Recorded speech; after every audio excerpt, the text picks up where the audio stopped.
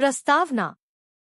स्वर्ग जहाँ केवल वे जाते हैं जो जीवन में पुण्य, धर्म, सेवा और सच्चे हृदय से कर्म करते हैं।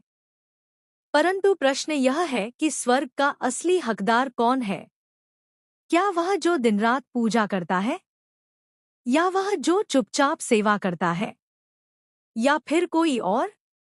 कहानी का आरंभ बहुत समय पहले की बात है। भारत के एक छोटे से गांव हरिपुर में एक बहुत बड़ा संत रहते थे, स्वामी शरणानंद जी।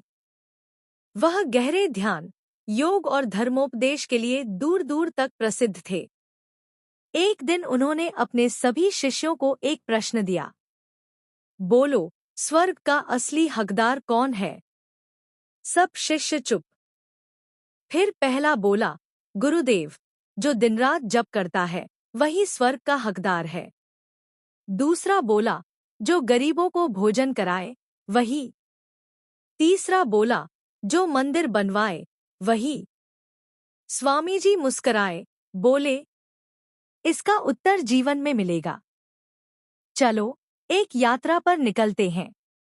3 जीवन की झलक। पहला पात्र, पंडित रघुनाथ, नगर का सबसे बड़ा ब्राह्मण, वेद पुराण में निष्णात, 5 बार गंगा स्नान, दिन भर पूजा, लेकिन अहंकार बहुत। जब स्वामी जी पहुंचे, पंडित जी बोले, मुझे आशीर्वाद दो, स्वर्ग तो मेरा पक्का है। स्वामी जी बोले, अच्छा, ठीक है। पर उनके जाने के बाद उन्होंने देखा, एक भिखारी पंडित जी से रोटी मांग रहा था। पंडित जी बोले, तू अधर्मी है, भाग यहाँ से। भिखारी भूखा ही चला गया। स्वामी जी ने कोई बात नहीं कही। दूसरा पात्र, व्यापारी मोतीलाल, बहुत धनवान, हर मंदिर में दान देता, रोज 100 ब्राह्मणों को भोजन। स्वामी जी जब वहां पहुंचे, व्यापारी ने बड़े सम्मान से स्वागत किया। बोला, स्वर्ग तो मैंने खरीद लिया गुरुदेव।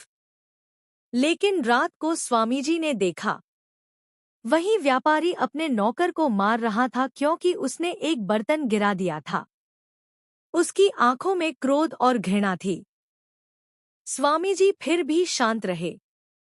तीसरा पात्र, बूढ़ा किसान रामू, एक गरीब वृद्ध किसान, टूटा फूटा घर, शरीर कमजोर, लेकिन हर राहगीर को पानी पिलाता, हर भूखे को रोटी देता, गाय को रोज चारा और सुबह उठकर पेड़ पौधों को जल देता। स्वामी जी ने पूछा, तुम क्यों इतना करते हो? रामू बोला, गुरुदेव, मुझे नहीं पता स्वर्ग है या नहीं, पर जब कोई मुस्कराता है तो लगता है भगवान मेरे पास है। स्वामी जी की आंखें नम हो गई। निर्णय का समय। यात्रा के बाद स्वामी जी ने शिष्यों को बुलाया और पूछा, कौन था स्वर्ग का असली हकदार? शिष्य बोले, पंडित जी नहीं। व्यापारी नहीं। तो? स्वामी जी बोले, स्वर्ग का असली हकदार वह नहीं होता जो सिर्फ कर्म कांड करे या दान दिखावे।